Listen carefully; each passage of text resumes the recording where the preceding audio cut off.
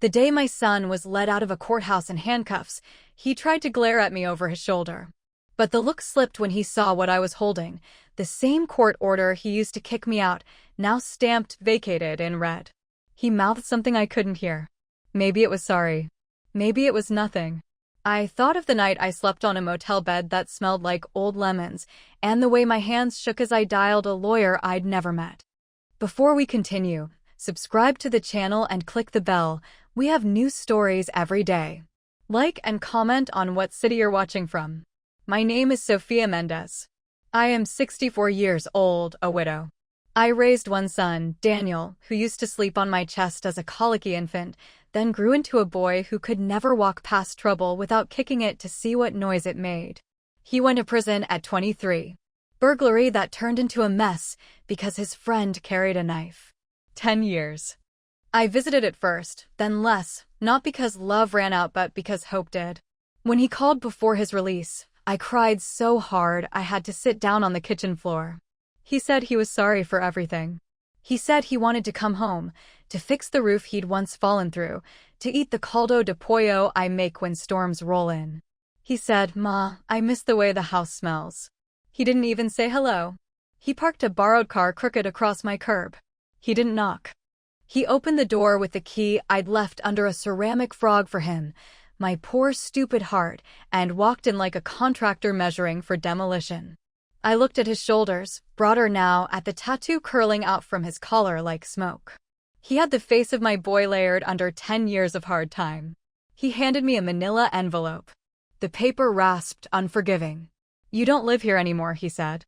It was written on the first page, only in the language of law. An ex parte order, signed 2 days earlier by a court commissioner, granting immediate possession to the rightful heir and sole devisee of the decedent's estate. Ernesto's estate. Ernesto, who used to warm my feet with his own when I complained the sheets were cold. Ernesto, who never met a paper in his life he didn't sign with a too careful S, as if the pen might snap. There was a will attached, neatly scanned and notarized, leaving the house in fee simple absolute to our son. To Daniel. To the same boy who was telling me, in my own kitchen, that I had to vacate my home within 24 hours or law enforcement would ensure compliance. I tried to say there must be a mistake. My husband would never cut me out. But Daniel had already stepped back toward the door, as if my voice were smoke he didn't want on his clothes. "I don't want trouble, Ma," he said, and the word Ma cracked like an egg on the floor between us. Just pack your things." I called the police. I called them with the stubbornness of a woman who once argued a speeding ticket with a trooper and won. I called them because mothers shouldn't be driven from their homes by their children, and because paper can lie, but surely a badge could see it. When the officers arrived, they were gentle in the way people are when they know the small bones will break first. They examined the order. They looked at each other in that way that says, "It's valid, and this will go faster if we pretend the word fairness means the same thing as lawful." "I'm sorry, ma'am," one of them said. "You'll have to comply." For a long time I thought the worst part of that day was not losing the house. It was the way Daniel stood on the porch as I carried out a box of framed photos, and he looked at the face of his father smiling from behind the glass, and he did not flinch. I booked a motel because I couldn't breathe well enough to call a friend.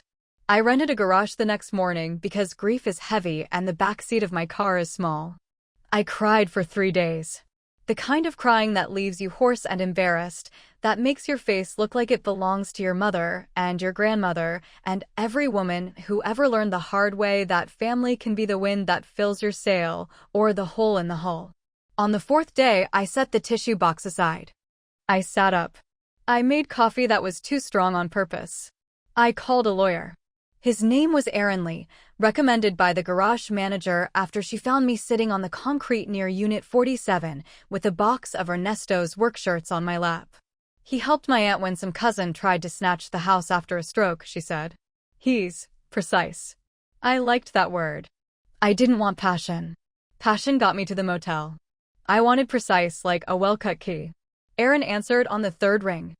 I told him everything without shyness. There's a clarity that arrives when the worst has already happened. He asked me to bring the court order, the so-called will, my marriage certificate, and anything I had that proved who paid for what and when.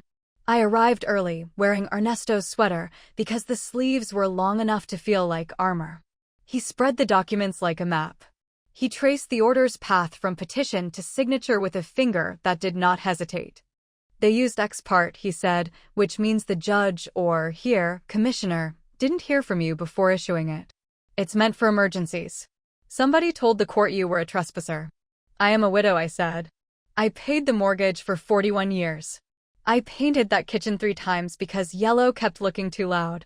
Aaron nodded as if color could be evidence. The will attached is the linchpin. If it's real, we climb a steep hill. If it's not, we cut the rope. Either way, we move fast. What do we need? He didn't say money, though I knew I would find it.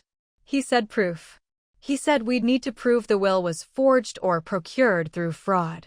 He said we'd subpoena hospital records because the will's date was 3 weeks before Ernesto died, during the stretch when he was in and out of the cardiac unit. He said we'd verify the notary's commission and examine her journal. He said handwriting analysis. He said chain of title at the county recorder. He said the names of steps like rungs on a ladder I could climb with careful feet. And the eviction? I asked. The police told me the order is valid. It is, he said, and did not try to make a different truth with a kinder word. But valid isn't permanent. If we show the order rests on a forged will, we can vacate it. We can get you back home. I breathed once deeply. My breath felt like a promise I could keep to myself.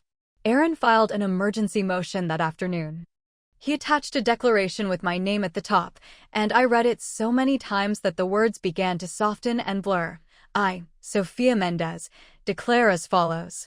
He wrote that I had lived at 218 Sunflower for 4 decades, that my husband never expressed an intention to disinherit me, that I believed the will attached to the ex parte petition contained my husband's signature but not his hand. He tapped the will. Do you see this? He asked. It's my Ernesto's name, I said, and it looked like his, letters leaning just so. Look at the E, Aaron said. He always made the loop small? I nodded. Here it's big, and see how the tail on the Z in Mendez crosses the D? People don't purchase new habits at the end of their lives. He was cautious, not pronouncing forgery like a magician pulling a scarf from a hat. But he saw something. I could tell. Aaron asked me to tell him about Daniel, and I did, because truth is shaped by the hands that hold it. I told him about Daniel's first arrest at 17. About my fights with Ernesto when we disagreed on mercy and consequence. About the burglary with the knife that belonged to somebody else. About letters I kept, even the ones that hurt, because burning them would never feel like love. Aaron didn't flinch. He only asked, did Ernesto ever change his will after Daniel went inside? We never made a will, I said, blushing at the admission. We talked about it and said we would, and then the roof leaked, and then the truck needed work, and then his heart. I trailed off. Community property, Aaron murmured, his lawyer brain shifting gears. Half the house was yours by law. The other half was his to devise by will. If he had no will, intestacy would split that half between you and Daniel. Even in the unluckiest scenario, you would never be a trespasser in your own home. The ex parte order shouldn't have issued without a real adversary hearing. They chose a route that's fast because they knew slow wouldn't hold. They? I asked, and he tilted the will toward the light again. The notary is real, he said. Commission number matches a woman named L. Carver. Based on the stamp design, this image was pulled from a digital collector. Phony wills often borrow a legitimate notary's public seal image and paste it over a fake document. The notary journal should show if she actually witnessed signatures that day. It may be stolen, it may be forged, or it may be complicit. But this, he tapped the paper, doesn't feel homegrown. It feels like a kit. A kit?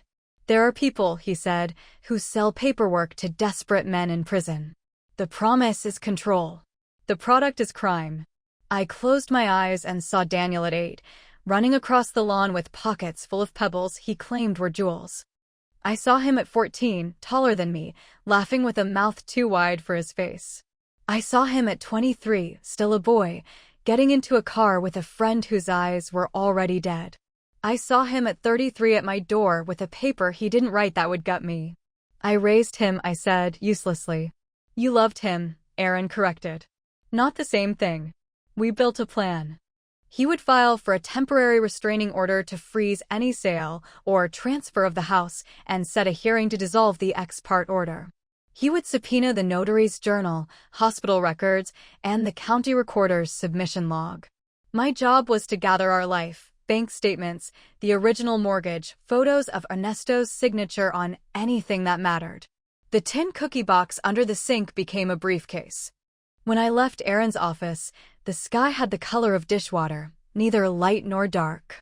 On the sidewalk outside, I paused because a young woman was crying on a bench, her baby in a stroller swatting at sunlight with the stubborn fists of the very new. I am not brave, not really, but I sat down anyway. Some days you need to give a kindness so the world remembers to send one back. First time out alone? I asked softly. First day with the courage to go, she said, cheeks wet, eyes fierce. Left my boyfriend this morning. He said the baby cries on purpose to make him mad. She met my gaze, defiant and scared. I'm Val. Sophia, I said, and we sat there between two buildings that smelled like coffee and mail, and she told me where the shelter was, and I told her which bus to take. She didn't know it, but this was the beginning, of witness, of proof, of grace that would come back to me in a courtroom that smelled like disinfectant and old wood. I found Ernesto's social security card at the bottom of the cookie tin, where it had slipped under the grocery receipts. I found our marriage certificate folded into quarters behind the recipe for arroz con leche in my mother's handwriting. I found 3 checks from the 1980s with Ernesto's careful name. I found a note he left me in 1993, the night Daniel broke his wrist falling out of a tree. Sophie, gone to ER with the boy. Back soon. Don't worry. The loop of his E was small. It always had been. The hospital sent records in a fat envelope with a plastic window. Aaron opened them with a letter opener that looked like a tiny sword. We pored over charts and orders. The date of the will sat like a tombstone across the page. On that day, Ernesto had been in the cardiac care unit on a continuous morphine drip for pain. Even if he had signed, he had not understood. Consent is a word that is both small and huge. The notary's journal, Aaron announced the next morning, is missing. Missing? Her home was burglarized last month. The journal for the last 2 years is gone, he said. She reported it to the Notary Commission Office, which means any document bearing her seal in that period should be checked twice. Then we can't prove she wasn't there. We can prove the weight of the lie, he said. We can also prove other things. He held up a photocopy from the county recorder.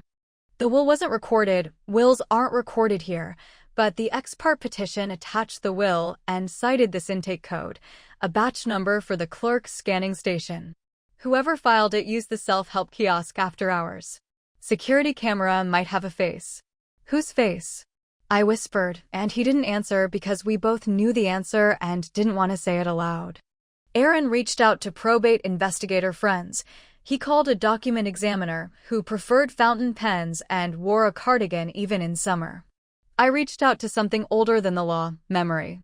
Ernesto's friend Gus had been a notary for decades at the machine shop where they met as teenagers. He had married us in a backyard with a paper license and a radio playing a ranchera that made my grandmother cry.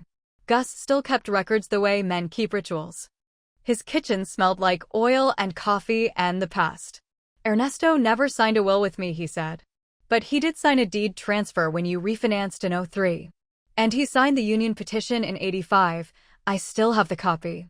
He pulled a file box from a closet like a magician producing doves. Take what you need. On the bus back to the motel, I held photocopies like relics. A man in a neon safety vest glanced at them, then at my face. You look like you could use a prayer, he said, and I nodded, not because I believed prayer would fix the world, but because it might fix me enough to keep going.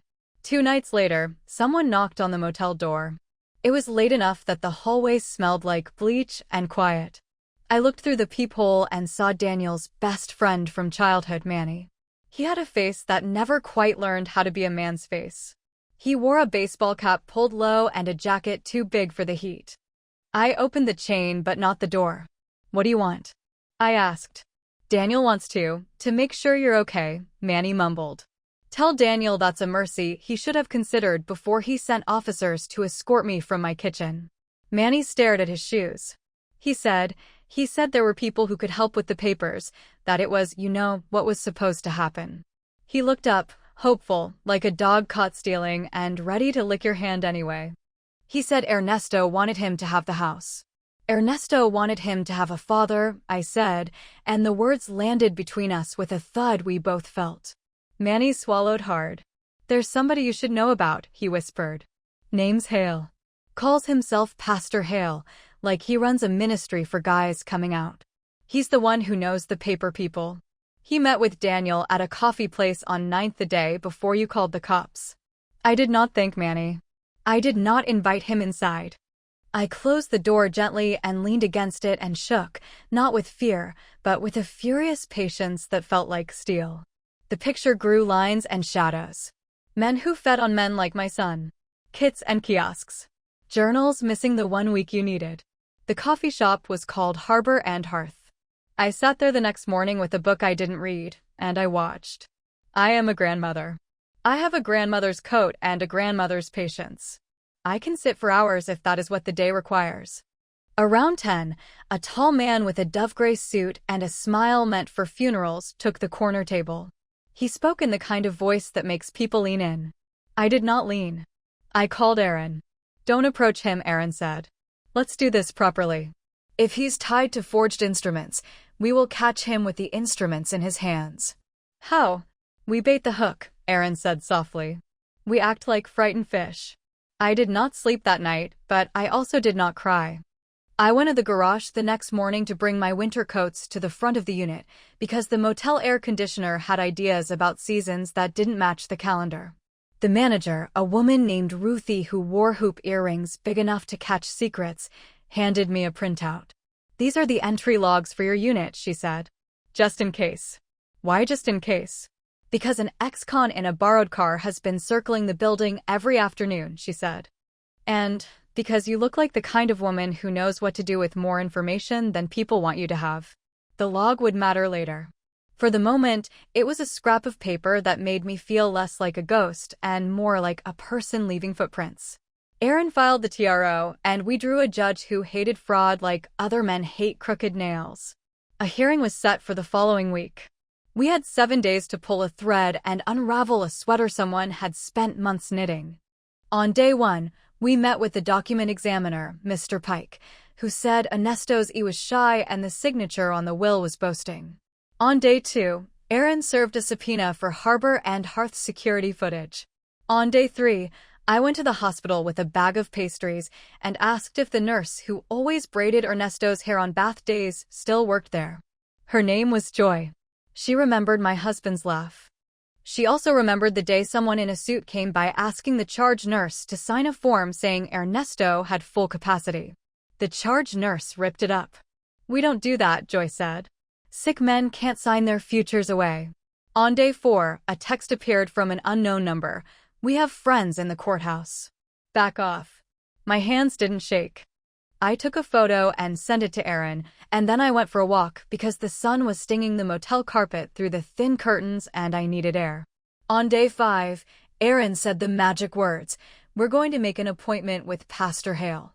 He had called Hale's ministry, said he had a client whose husband's family wanted to cut her out, said they heard Hale could help prepare and file things to make it smooth. They agreed to meet at Harbor and Hearth because criminals like routine. They brought a packet. Aaron handed me a tiny recorder. You don't need to be a hero, he said. You only need to be curious. Curious is my worst sin, I said, and smiled. Hale arrived with a binder that had tabs for affidavits, petitions, exhibits, and notes. He was a man you might trust if you never met men like him. He said words like restoration, and he slipped other words between, like notary and expediter and after-hours filing. He said, "We respect the law," at the same time he explained how to bend it into a pretzel shape so it would fit inside a pocket. He quoted scripture badly. He recommended a veteran notary who won't spook at the hospital smell. He said he could hand-carry filings to a friend at the clerk's office to avoid the usual delays. He used the word fee without embarrassment. "What if the wife contests?" I asked, my voice small and polite. "Most don't," he said, and smiled in a way I have only ever seen on men who count on women to stop before the finish line. "And if she does, there are always ways to show what the decedent wanted." "Even if he was on morphine?" I asked, and he didn't blink. People make decisions on their deathbeds all the time. Aaron's eyes did not move from the cup of coffee in front of him. Later, he would say my voice didn't tremble once. Inside, my heart was beating so hard I could feel it in my ears. On day 6, we turned over the recording, the binder scans, and my notes to a district attorney investigator who wore her hair in a single tight braid and told me I reminded her of her mother. "We've been mapping this ring," she said. "Your son is a small fish tied to a big net. We don't make promises, but if he cooperates, he could trade information for mercy. If he doesn't, we'll take the big men and the small ones in one sweep." "Take them all," I said. My voice surprised me with its hardness. "But don't forget to leave room for forgiveness. It has to go somewhere." On day 7, I sat on a pew in a courtroom that smelled like lemon oil and history. Daniel was there in a shirt too new for his frame. He didn't look at me until I stood to testify. When our eyes met, I thought I would shatter. Instead, I remembered the time he brought me a dandelion bouquet at 6 and called it a garden, and I held my spine straight. Aaron argued like a scalpel. He showed the judge the hospital records, the missing notary journal, the handwriting analysis, the entry logs at the garage, the security footage from Harbor and Hearth showing Hale shaking hands with my son and a man carrying a tube like architects use. He played a slice of the recording where Hale recommended the veteran notary who won't spook. He walked the judge through the ex parte petition and the misuse of the emergency docket. He did not raise his voice. He didn't need to. When the judge asked Daniel's lawyer to respond, the lawyer tried to make my husband a man who wanted separate things that he did not say aloud for 41 years. He tried to make me a squatter in my own life. He tried to turn paper into truth. The judge leaned forward so slowly that the room held its breath. "This," the judge said finally, holding up the order with 2 fingers, "rests on a fraudulent instrument. It is vacated. Possession reverts to Mrs. Mendez pending full adjudication. Counsel for respondent will show cause why this matter should not be referred for criminal prosecution." My knees went soft. Aaron's hand found my elbow and kept me tethered. Daniel swore under his breath, the old habit sliding out, and then he put his face in his hands. When he finally stood, he looked smaller than he had in my kitchen. He looked like a boy trying to wear his father's coat. Outside, on the courthouse steps, he approached me. For a heartbeat, for a breath, I thought he would say the thing I wanted most. "I'm sorry." He didn't. He said it wasn't supposed to be like this, as if he, and not I, had been thrown into a room and told to find a corner small enough to sleep in. "It was supposed to be exactly like this," I said. "Truth has a shape, Daniel. We only pretend it doesn't because pretending is warm." Pastor Hale walked by on his way down the steps, flanked by 2 men who smelled like expensive cologne and cheap choices. He gave me a nod as if I were a congregant he might convert later, and I gave him the look my mother gave me when I tracked mud into the house. He did not see the investigator watching him from across the street. He did not know how close his fall was. That night, I slept at the motel because I didn't want to go home with my breath still hitching. I woke before dawn to the sound of a baby crying in the hallway. I opened the door and there was Val, with her child on her shoulder like a bird that didn't know where to land. "They had no beds," she said. "The shelter is full." "Come in," I said, and I made oatmeal, and we sat at the little table and planned small things, a bus pass, a call to a different shelter, a list of women's clinics. I did not know yet that she would be the witness who would give me a detail no detective could, the license plate number of the car that stopped outside my storage unit on a Thursday and lingered too long. The next morning I went home. The house smelled like dust and homecoming. I touched the kitchen counter, now somehow taller than before. The morning light lay across the floor like blessing. The rose bushes had opened another layer. I stood in the doorway and let the air fill me like a balloon that would float if it could. I locked the door. I checked each window. I did not sleep in the bedroom that night. I slept on the couch Ernesto, and I bought at a yard sale in '92, and I put a baseball bat next to it, a foolish thing against men who used paper as weapons, but I am a mother, and we arm ourselves with what we can lift. 2 days later, the garage manager called. Someone tried to enter your unit again, she said. We have the camera. You want the clip? She sent it to Aaron. He called me an hour later. The man in the footage, he said, is the veteran notary's son. We've linked him to 2 other estates where the widow was pushed out on ex parte petitions using wills dated inside hospital rooms. Hale? I asked. Hale, he said. And one more name you won't like. I braced for a friend, a cousin, a neighbor who watered my roses when I visited the cemetery. Who? Officer Jameson, he said. The cop who first told you the order looked valid. He's not dirty, don't panic, but he dated the notary 15 years ago, and his brother works at the clerk's office. That's probably how they learned which commissioner doesn't like adversary hearings. You're telling me, I said slowly, that my life unraveled because of who used to kiss whom after midnight? I'm telling you, he said, that corruption is clumsy when you shine light on it. A week later, the district attorney's office moved quietly. They took the binder and the recording and the footage and the garage logs and the hospital paperwork like instruments tuning before a concert, and when the sound came, it was a chord. Warrants issued. Doors opened. Boxes labeled Ministry Outreach rode down elevators in the arms of men with badges. The veteran notary's son cried on the curb. Pastor Hale did not cry. He folded his hands like a man in prayer and stared at a tree across the street as if it might speak on his behalf. Daniel did not run. He went to the police station with Manny and a lawyer I did not pay for. In the interview room, he told them everything he knew. He did not paint himself as a victim. He did not make me the villain.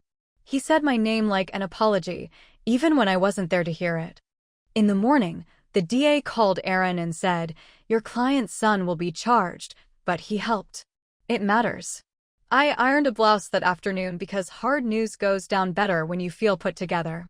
I sat at the kitchen table where the sun still landed, faithful. I wrote a letter to Daniel because my words are steadier on paper than in the air when my heart gets involved. Me, Joe. You hurt me. I will never pretend you didn't. But hurt is not the end of a story unless we choose to stop reading. I know the men who wound you are going to prison because you helped. You are going back because you chose wrong. Both things can be true. I will be here when you choose right again. I put the letter in an envelope and pressed my thumb in the seal. The doorbell rang at dusk. When I opened it, the young investigator with the braids stood there with a look that told me neither triumph nor sorrow, but both. We've charged Hale and 3 others, she said. We've also charged your son. He turned himself in. He asked me to give you this. She handed me a folded paper. It was Daniel's. He had written without punctuation, the way he always did when he talked with his hands. I read it twice, and then pressed it to my chest the way a child presses a cut fig leaf to a scrape. I slept in my own bed that night.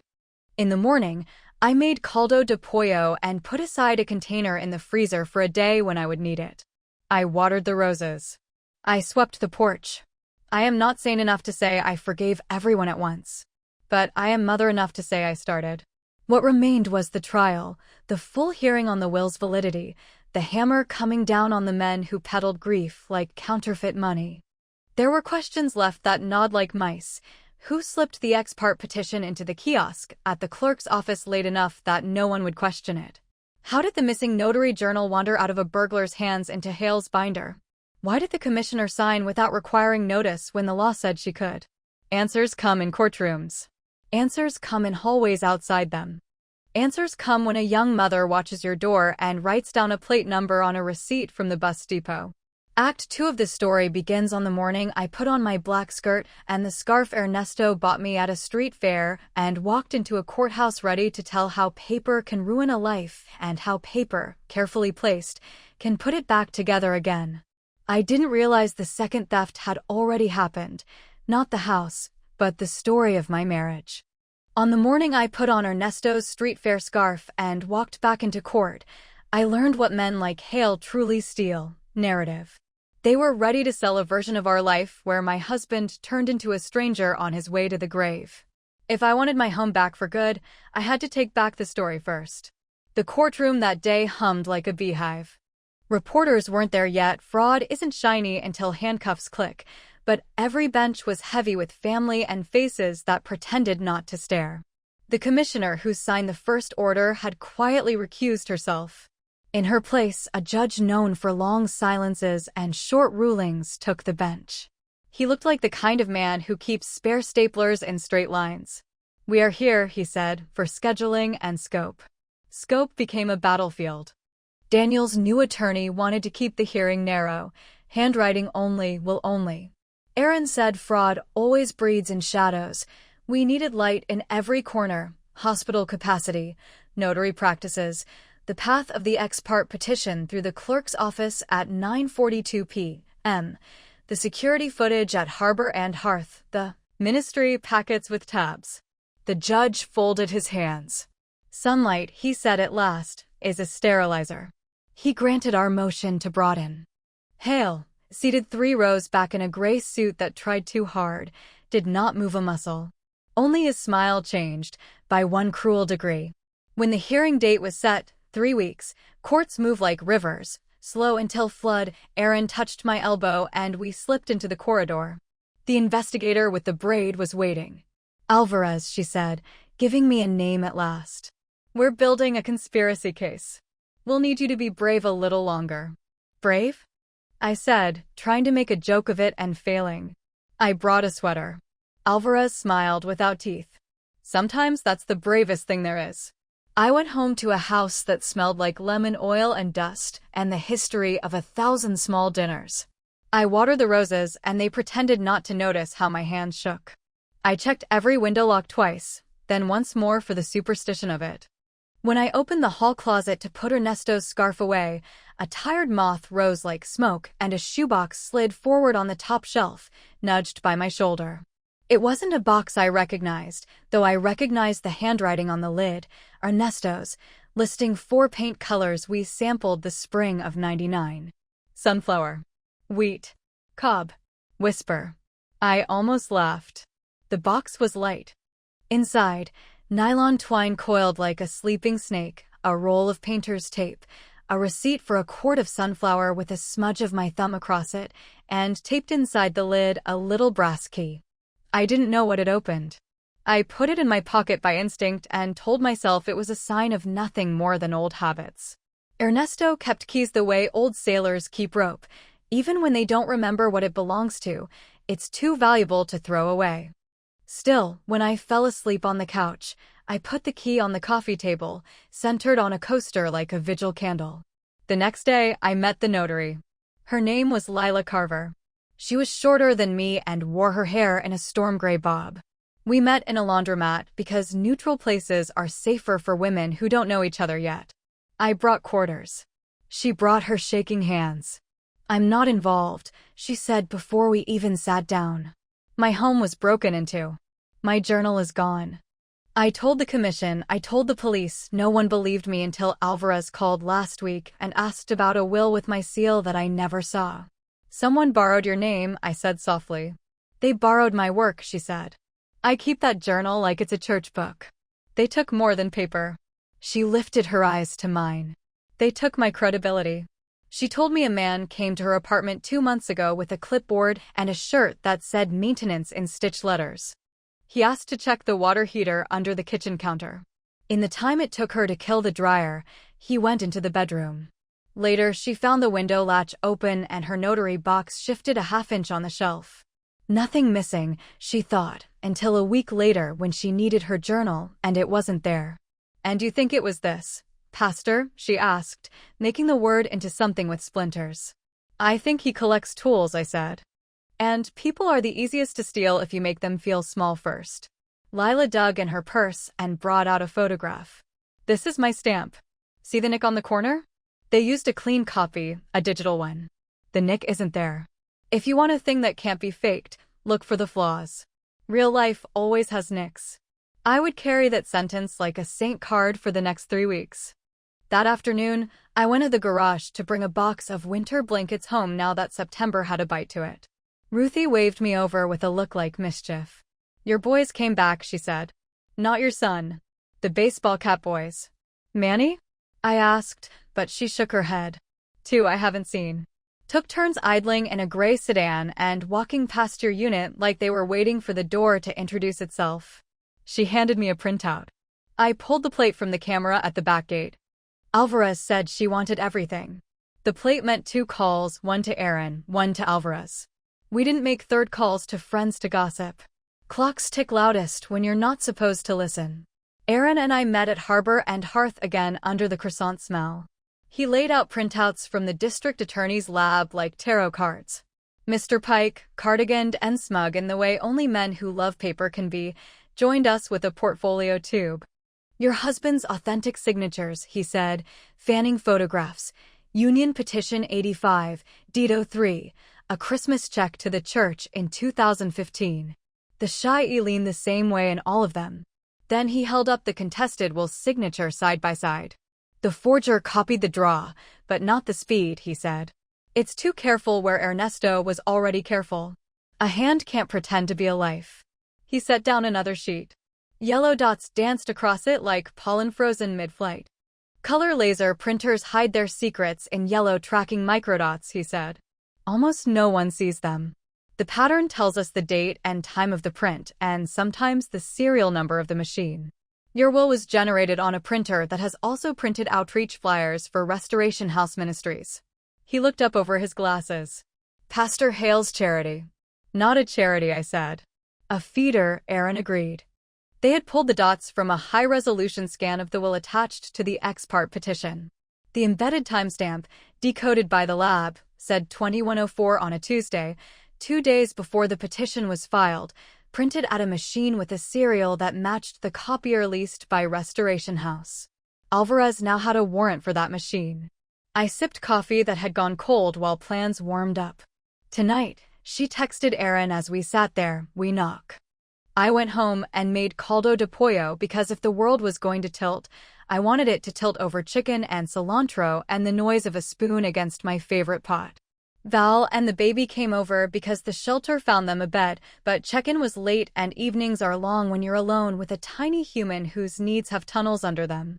We ate at the table by the window. Val told me the baby's name, Alma. Soul. She asked about the hearing and I told her fraud feeds on silence. She nodded hard enough that her ponytail slapped her neck. You know that gray car that keeps circling your garage? She asked suddenly. You've seen it.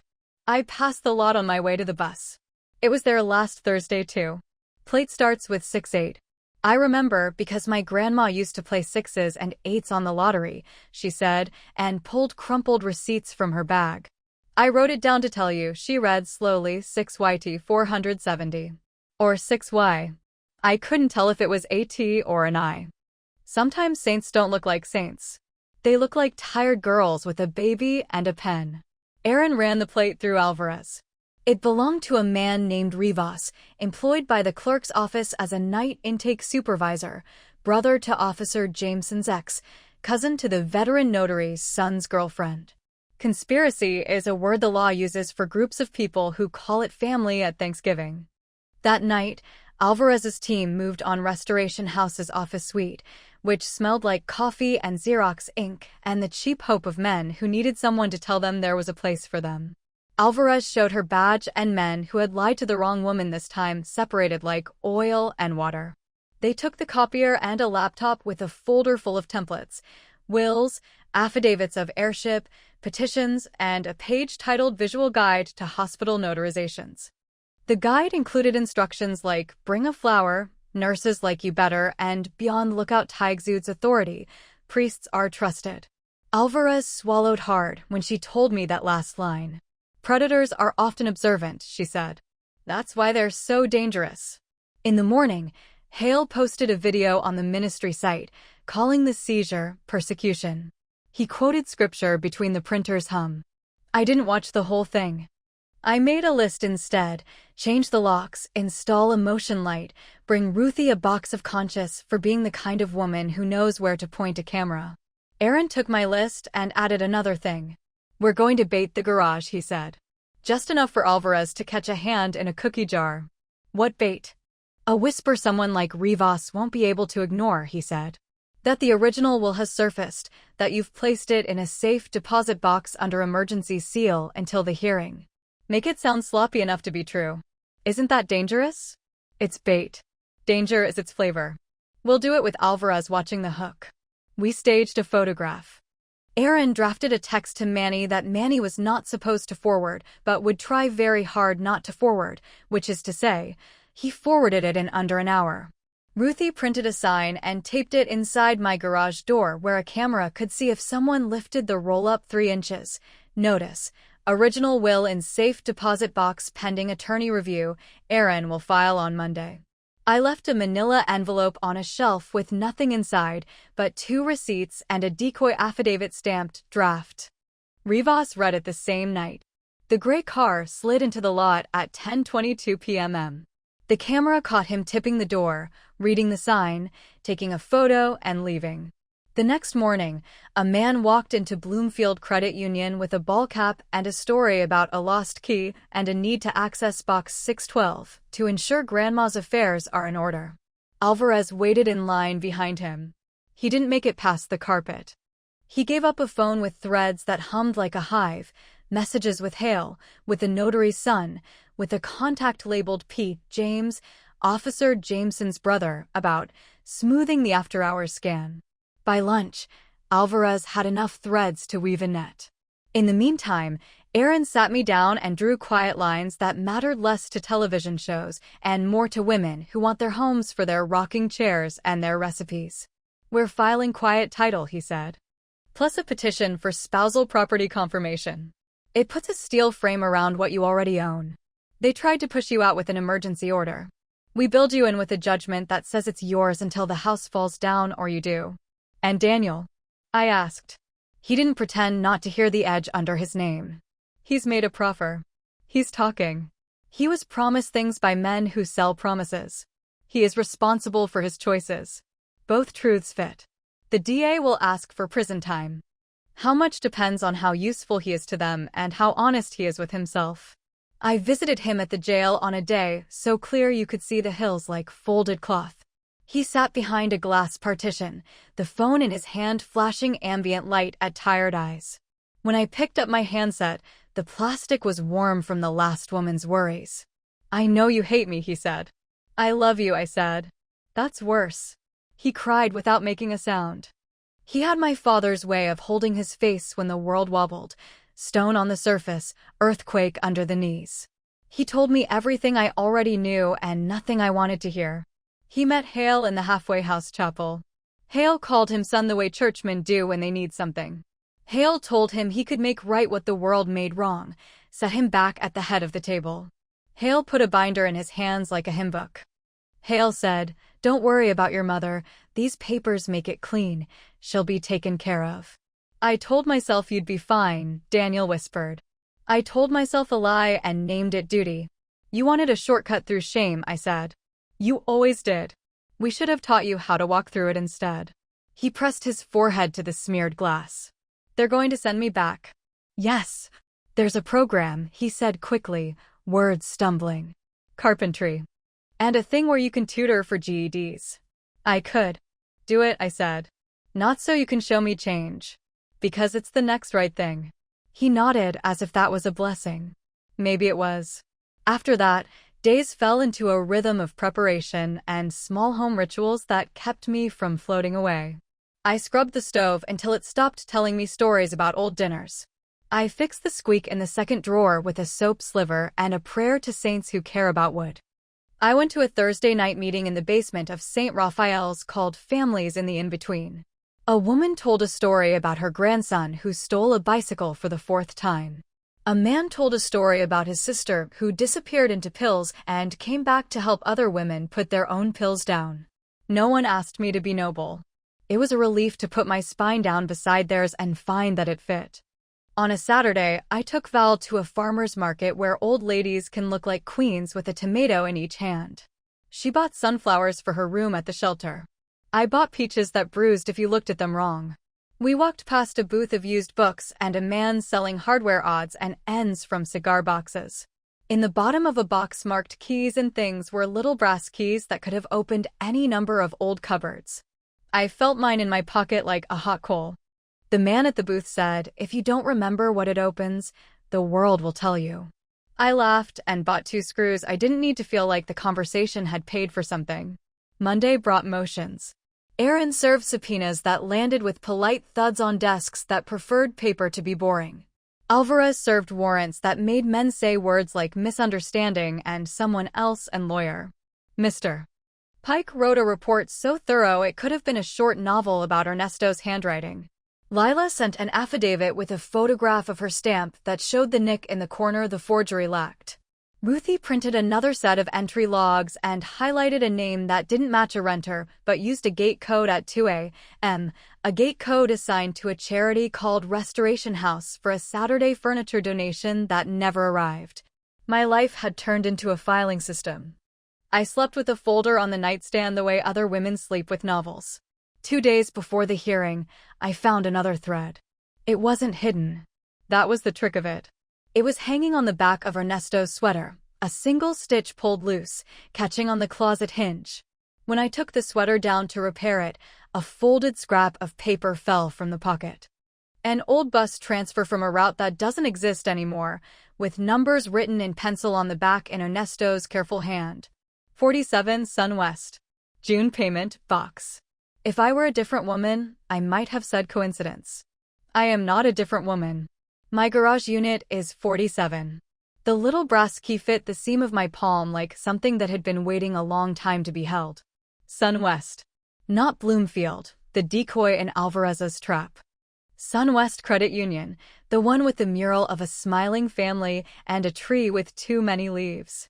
Emilio, the teller with the eyebrow ring who always calls everyone Mr. or Ms., recognized me from 1,000 deposits. "Ms. Mendez," he said. "You look like a woman who knows exactly what she's doing." "Wouldn't that be something?" I said. "I need to ask about a safe deposit box. My husband, Ernesto Mendez, passed 5 years ago. I found a key." He checked the system, his fingers clattering like a small horse across the keys. "We show a box," he said at last. "Number 47. He smiled, because systems are inside jokes. "Authorized users, Ernesto Mendez. Secondary, none. Can a widow access her husband's box?" "With the right papers," he said. "A death certificate, proof of relation, and sometimes court authorization depending on the state. But here, if the box is in the name of the decedent only, we can open in presence of 2 bank officers to inventory contents, no removal, until a court order designates who can take possession." "I have a death certificate," I said. "And I have a hearing the day after tomorrow." He looked around as if the walls might answer a question first. "We can schedule an inventory for tomorrow afternoon," he said. "Plainclothes manager and me. You can peek. You can't pocket. We'll make a list and you, or the court, can decide." I texted Aaron that sentence exactly. "We can peek. We can't pocket." He called Alvarez to ask if she wanted to send a witness. "We want chain of custody," she said. "It's how you keep lies from struggling back to life." That night I could not sleep, not because of fear, but because of a kind of humming inside my chest, like the house itself had plugged into an outlet. I made tea at 3 a.m. and sat at the kitchen table with the brass key in front of me. I touched it like a rosary. I whispered to Ernesto the way I never did when he was alive and too busy living to hear whispers. "What did you put in there?" I asked. "What did you know I'd need?" By morning, the humming had become a drumbeat. I wore my black skirt again and Ernesto's scarf, and the blouse I ironed twice, once for luck and once for vanity. Val watched Alma while I went. She said Alma liked the way my house smelled like soup even on days without soup, and I promised to bring back a story, any story, as long as it had a happy ending. Sun West's vault is a small quiet room inside a larger quiet room. The manager with a plain tie and a plain face met me at the door. Emilio smiled with his eyes because bank training teaches mouth neutrality. Alvarez stood in the corner like a postcard no one noticed, civilian clothes, a notebook, the kind of attention that shows up to dinner early and washes the dishes. "Ready?" the manager asked me. "As I'll ever be." We walked down a short hall, turned left into a cooler draft, stopped in front of a wall of little doors that looked like a nest of tidy mouths. Number 47 was exactly where it should be, 4 rows up, 7 boxes from the left. The key went in like a sound I'd been remembering wrong and finally got right. The manager used his master key. There was a click that felt like an end and a beginning. The drawer slid out, metal whispering on metal. Inside the long metal tray was an envelope thick enough to be a book, and a cassette tape wrapped in tissue paper, and a small unmarked manila folder. Ernesto's name was on the envelope in the shy E that makes my breath catch even now. The manager did what he was supposed to do. He did not let me touch the envelope. He slid it into a clear sleeve, looked at Alvarez, who nodded and wrote the time and the description on a form with little boxes for every word. He did not let me touch the cassette or the manila folder either. He held them like fragile birds and read their weights aloud. Emilio watched me instead of paper. Maybe he knows faces better than envelopes. Maybe he knows grief by his own name and recognizes it across a counter. The manager set the clear sleeve and the tissue-wrapped cassette and the manila folder on a small felt-lined table. "We cannot read," he said. "We can only inventory. If you want to open anything, we can do so in your presence so you can see they are what they are, but you cannot remove them today." "Open the envelope," I said, and my voice did not shake. He slit the top with a banker's knife so cleanly that I thought of surgeons.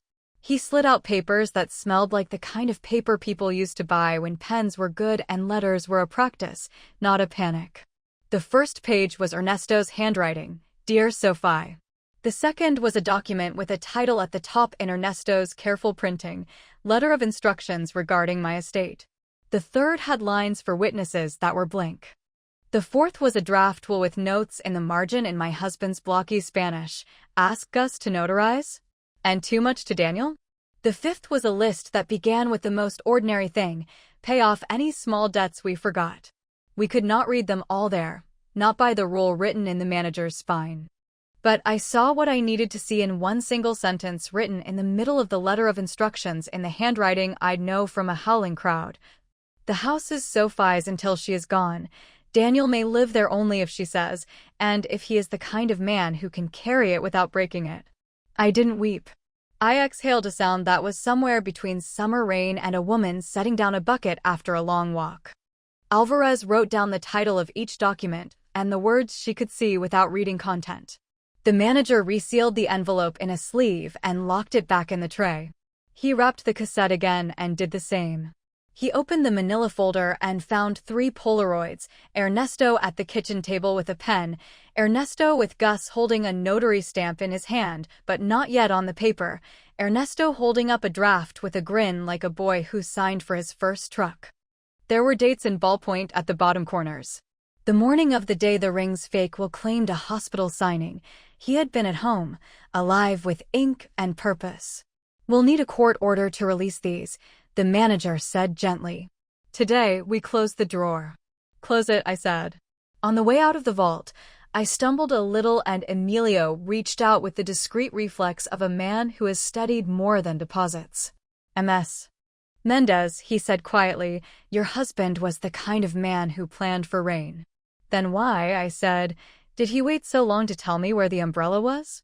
"Because he knew you hate being told what to do," Emilio said, and for the first time in a week I laughed. We walked into the lobby's regular noise. Alvarez squeezed my elbow once, which is the law enforcement version of a hug. "We have chain of custody," she said. "Tomorrow we ask for release. If the judge grants it, the box spills truth in open court." Outside, the air felt like it had been washed. I called Aaron and told him what we found in the inventory, careful not to say more than the manager would have allowed. He met me at my house with a file the size of a Sunday paper. "We're going to build 2 bridges," he said. "One from that vault to your kitchen table.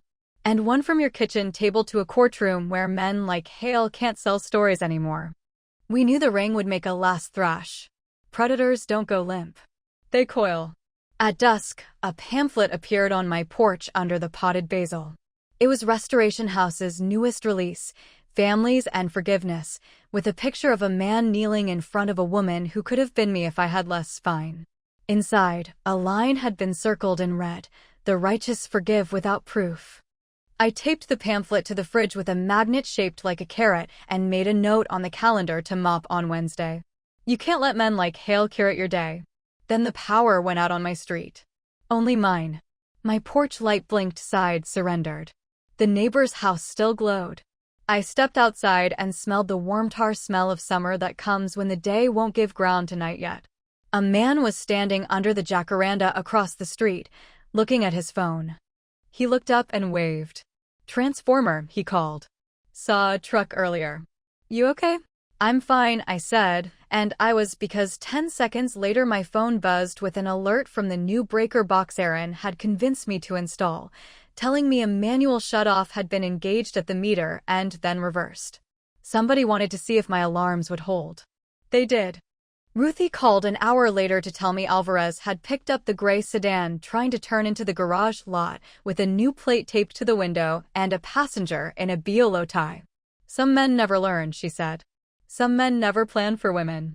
I went to bed with the brass key on my nightstand and Ernesto's sweater folded neat on the chair. It was the last quiet I would get before the hearing. In the morning, I would stand in a courtroom with a bank manager, a teller named Emilio, a notary who had been robbed with a smile, a document examiner who believed in dots, a garage manager with a hoop earring, a young mother with a receipt and a plate number, and a son who might, at last, pick up the weight of his own story and carry it without breaking it. The next day, we would open the envelope under court order, and I would read aloud the private words my husband wrote for me without knowing he was writing them for the world. But on that night, I slept. And the house slept with me, doors locked, roses breathing in the dark, a grandmother who had learned the language of traps and dots and paperwork calling out in my dreams like church bells in a city I knew by heart. The hearing began like thunder that hadn't found its lightning yet, pressure in the room, a sky of faces waiting to split. I wore my black skirt and Ernesto's scarf. Aaron stacked our files like bricks. Across the aisle sat Pastor Hale, a silver pin in his lapel that glinted under fluorescence, and next to him a lawyer who wore confidence the way some men wear cologne. Daniel sat at the end of the row with public counsel, thinner than he'd been 2 weeks ago, hands folded so tightly the knuckles blanched. Lila the notary perched behind him, her storm gray bob freshly cut, jaw set. Ruthie had put on lipstick the color of a red light. Val came too, her baby with a sitter from the shelter, a folded receipt in her purse like a promise. Emilio and the SunWest manager waited in the corridor beside Alvarez, who carried a brown evidence box as if it might bite. The judge took the bench and silence fell the way snow falls, soft, absolute, covering everything. "We're here on Petitioner Mendez's motion to set aside the ex parte order, confirm spousal property, quiet title, and for sanctions," he said, and his voice didn't invite poetry. "We'll start with the bank matter." "Counsel." Aaron stood. "Your Honor, SunWest Credit Union has inventoried box 47 belonging to the decedent, Ernesto Mendez.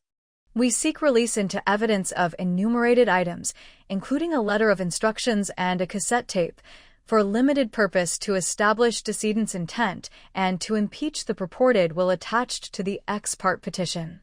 Hale's lawyer rose, already shaking his head. "Hearsay, Your Honor. And authentication." "Chain of custody is intact," Aaron said evenly. "We'll establish it witness by witness." The judge nodded once. "Bring in the bank." The manager testified first, neutral as a ruler, walking the court through the inventory protocol. He said my name precisely, as if he knew names are a kind of dignity. Emilio followed, eyes steady, confirming the records, the key, the time. "We did not permit removal," he said. "We observed without reading content, per policy." Ms. Alvarez from the district attorney's office was present. Alvarez corroborated, her braid a bright line in a gray room. The judge's pen didn't stop moving. "Admitted," he said, and the envelope slid from brown box to courtroom table, sealed in a sleeve that made it look like a relic. Aaron opened it with the care of a man who knows paper can hold more than ink. He handed the pages up one by one, the letter of instructions in Ernesto's hand, the draft tool with margin notes, the list of practicalities, the 3 Polaroids from the manila folder. The cassette lay on a felt square, small and dangerous as a memory. Aaron didn't rush. He put the letter of instructions on the overhead. Ernesto's handwriting filled the screen in looping patience. Aaron read aloud, but the words were Ernesto's, and the room knew it. Dear Sophie, if I am gone before you, the house is yours to the end of your days. Daniel may live there only if you say, and only if he has become a man who can carry a home without breaking it. If I did not sign all the right papers, forgive me. I am better with wrenches than with forms. So I put this here for you. Ask Gus for his stamp if you need it. Don't let anyone tell you our life was not what it was. Hale's lawyer objected on something thin. The judge overruled on something thick. Decedent's intent is relevant. Wait, not admissibility. I could feel the room lean toward the overhead like flowers turning to follow light. Gus testified next, proud in a shirt ironed within an inch of its life. He identified his notary stamp in the Polaroid, held in his hand but not pressed to paper. Ernesto wanted to think it over, he said. He was the kind of man who didn't like to sign until he'd slept on it. We planned to meet again, but his heart had other plans. He pointed to Ernesto's E in the letter and smiled. He always made it small, said Big E.S. swaggered. Lila took the stand after Gus. She brought her own stamp in a plastic bag and held it up. This is my commission, she said. See the nick in the corner? My seal on the will attached to the ex parte petition does not have the nick. A digital copy of my stamp was used. I never witnessed that signature. My journal for that period was stolen. Stolen by whom? Hale's lawyer asked. If I knew, I wouldn't be sitting here saying stolen, she replied, deadpan, and a ripple of laughter ran quick as wind before the judge's glance flattened it.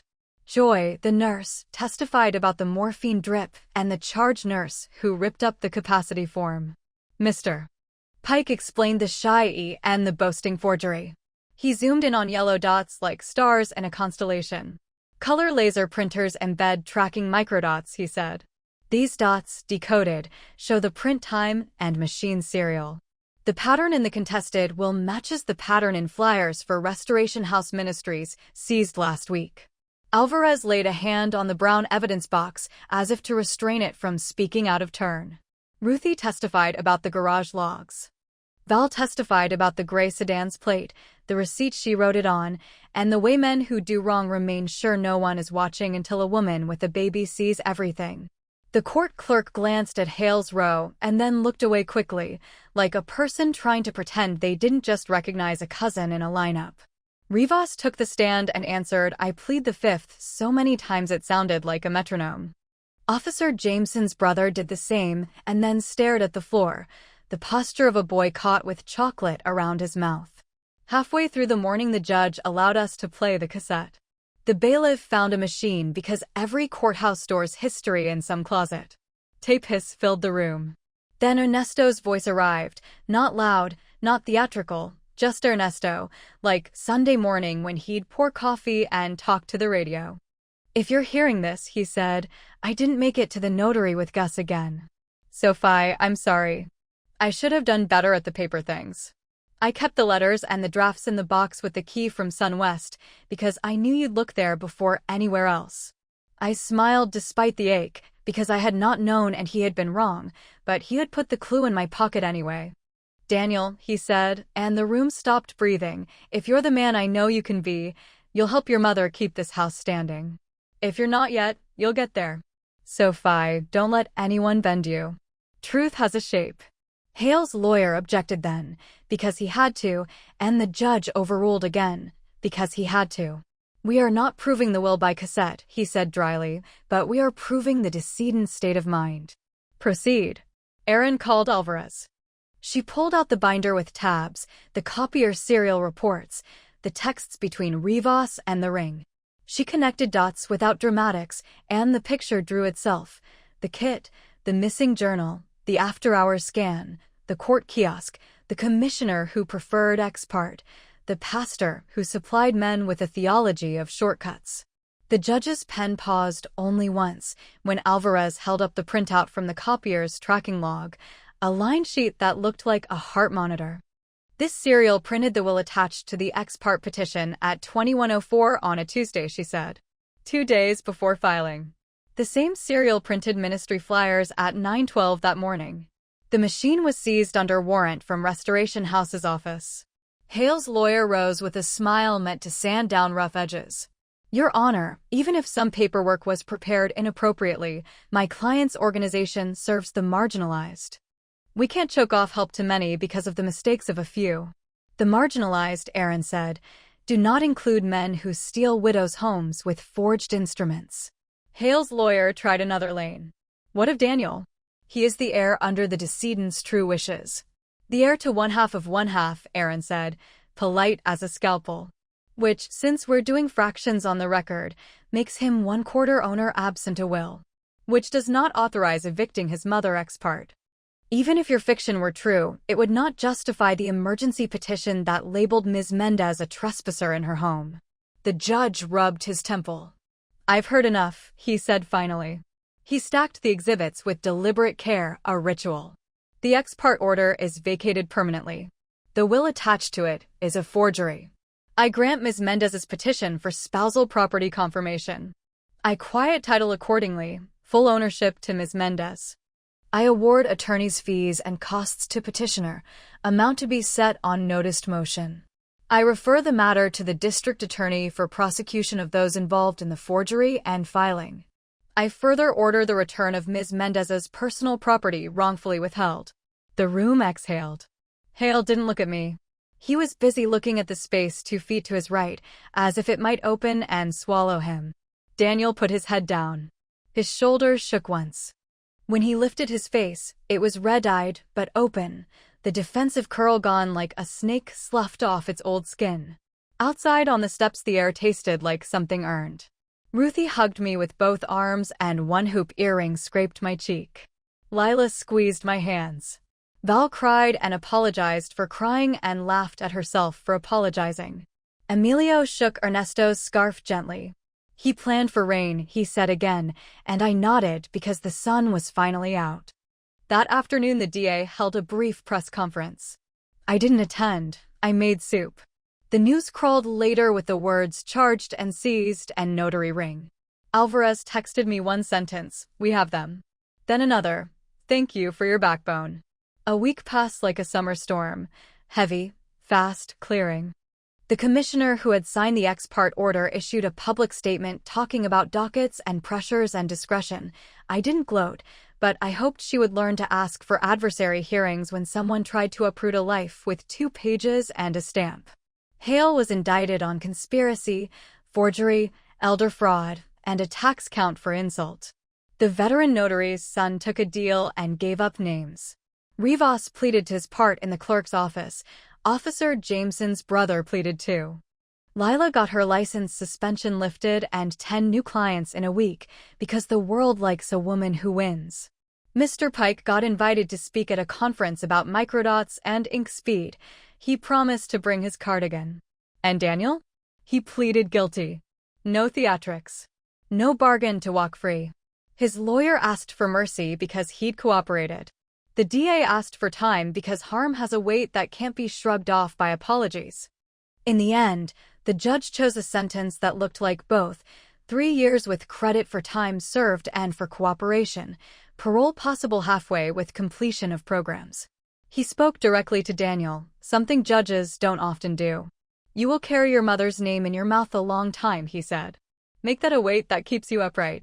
On the day of Daniel's sentencing, I gave a victim impact statement. I didn't bring notes. I brought the truth and set it down where everyone could see it. You took my house from me on paper, I said, and that paper cut deep. But the worst cut was this. You asked me to pretend your father was not the man he was. I won't pretend. He loved us, both of us. He wanted the house to outlast our mistakes. You added your mistake to a river of them. Now you're going to put your hands to work to build something better. I looked at Hale when I said build. He looked away. After sentencing, Daniel turned to me. No glass between us this time. A bailiff stood close enough to smell the mint he chewed. My son took a breath as if he had to lift it first. I'm sorry, Ma, he said. Not just because I'm in trouble. Because I did the thing you're supposed to fight with your whole heart not to do. I hurt my home. I cupped his face. The line between his eyebrows is Ernesto's. I forgive you, I said, and felt the words land like nails in new wood. That doesn't mean I forget. That doesn't mean there are no rules left. But it does mean this: you are not your worst act." He nodded, and the bailiff led him away. He didn't look back. That felt right. Looking back is for deer on highways and men who think the past will volunteer to change if you stare hard enough. The house breathed easier after that. I installed a motion light over the side gate and a chime that sang when the back door opened. I planted sunflowers along the path and painted the kitchen a color that finally got yellow right. I took down the carrot magnet and replaced it with a little brass key glued to a magnet back, a joke I am old enough to feel in my bones. I called the contractor Ernesto used to argue with and had him fix the spot on the roof where Daniel fell through a lifetime ago. The man told me I should have called sooner, and then quoted a price that didn't make me swear. Val found a 2-room apartment with an honest landlord 3 bus lines away. We moved her on a Saturday with borrowed carts and music through someone's phone. Alma toddled between boxes, serious as a foreman. Before she left, Val stood in my doorway holding sunflowers. "I named her middle name Sophia," she said, cheeks flushed with the embarrassment of generosity. "Because you wrote our next chapter with me." I started going to a Wednesday night clinic Aaron ran at the library downtown, a quiet room for loud problems. We called it paper armor. We taught women to read their deeds, to copy their IDs, to put numbers on the back of photographs, to memorize the smell of a notary stamp. Lila came the second week and talked about nicks on seals and the virtue of asking, "Can I see your journal, Mr.?" Pike sent a handout with pictures of yellow dots and a sentence underlined twice: "Trust the flaws. They're the parts that are hardest to fake." Gus dropped off coffee and told a shy young couple not to sign anything the night they're tired, even if love is loud in their ears. Alvarez stopped by once and sat in the back, unbraided hair like a banner, smiling at the way women made plans with pens. On Sundays I visited Daniel. The prison is concrete and rules and metal that hums, but there are soft places if you look: an older woman who brings crocheted hats for winter, a book cart where the best novels look tired from being believed in. Daniel started carpentry. He made a small bench in class and sent it to me through a program that seals corners with glue and supervision. It sits by my front door now, painted the color of wheat. When I put my bag down on it, I think of him sanding edges until they agreed with his hands. He tutors for the GED program too. He told me one of his students passed math by tracing fractions on a paper plate until they turned into pizza slices, and for the first time in a long time I heard my son laugh without bitterness elbowing its way in. The ring unraveled in court like a bad sweater. Hale tried to preach mercy to a jury that had met his copier. He wore the same gray suit 3 days running, which told me something no witness could: he'd run out of people to dress him for free. He took the stand and spoke about redemption. The prosecutor asked him about templates titled Visual Guide to Hospital Notarizations. He spoke about serving the least of these. The prosecutor asked him about cash withdrawals on days when ex parte petitions were filed. He spoke about forgiveness. The prosecutor asked him who forged the decedent's signature on my husband's will. He adjusted his tie and pursed his lips and said he couldn't recall. The jury didn't need him to recall. Dots and dates and revas and a stolen journal and a cassette and a letter out of a box told them what they needed. The day they led Hale from the courtroom, he looked for someone to bless him with a look. He found no one. He passed me and tried to give me the smile he gives cameras. I met his eyes without giving him an inch of me to keep. Months slid into a year. Winter laid its weight on the roof. Spring lifted the weight with seedlings and an ache in my knees so honest it made me laugh. Paperwork that had been sharp dulled into filed judgments, tidy and boring, the way safety is supposed to look. Now and then a stranger knocked and asked if the house was for sale. I put a hand on the frame and said no. I said it with the quiet of a woman who'd fought a fake will with a real spine and won. One evening, I took out the cassette and played it while I washed dishes. Ernesto's voice filled the kitchen like steam. He talked about practical things, where he hid the time capsule money in the garage, how he wished he'd bought the blue truck, whether the lemon tree needed a second one to fruit. Then, near the end, there was a sound I hadn't noticed in court because the room made listening hard: a chair scraping, a child's voice far away, and Daniel at 8 saying, "Poppy, can I say something?" And Ernesto laughing, just once, like a cork popping. "Say it, Mijo." "You and Mama smell like laundry and soup," my little boy said to a future he couldn't see. "I like our house." The tape clicked and word and ended. I stood there with my hands in soapy water and let the memory flutter down like a bird landing after a long flight. That was the house I defended. Not the wood. Not the deed. The smell that told a child he belonged. I don't carry guilt the way I used to. It's lighter now, like a scarf I can take off when it's hot. I used to think Daniel was my inventory of mistakes. He is a man making new choices, and I am a woman who has learned the difference between loving and rescuing. I visit. I listen. I do not lie for him or hide the hammer when he reaches for nails. I tell him no and I tell him yes, and I tell him I will be on the porch when he comes home, but the key will still live on my ring because Ernesto would want it that way. On the anniversary of the hearing, we held a backyard potluck. Family and friends and people earned along the way filled the lawn with the kind of noise that makes a house feel taller. Ruthie brought a 7-layer dip that had no right to be as good as it was. Lila brought lemon bars and a dog that tried to charm my roses into petting it. Emilio came with his boyfriend, who teaches high school band and knows more about hope than anyone. Alvarez couldn't stay, she never can, but she swung by with a bouquet and a smile that reached the corners. Gus argued with Aaron about the best way to make coffee and then gave him a hug too long for two men who claimed to be practical. Val and Alma came unfashionably early and left fashionably tired. Alma fell asleep on the little wheat-colored bench Daniel made. She turned against the wood as if it were the safest thing she knew. When the dishes were done and the last fold-up chair stacked, I sat on the back steps and listened to the house breathe in the night. The jacaranda across the street shed soft purple like confetti you could sweep tomorrow. I could almost hear Ernesto humming under his breath, the tune he whistled when he fixed things with his hands, not his words.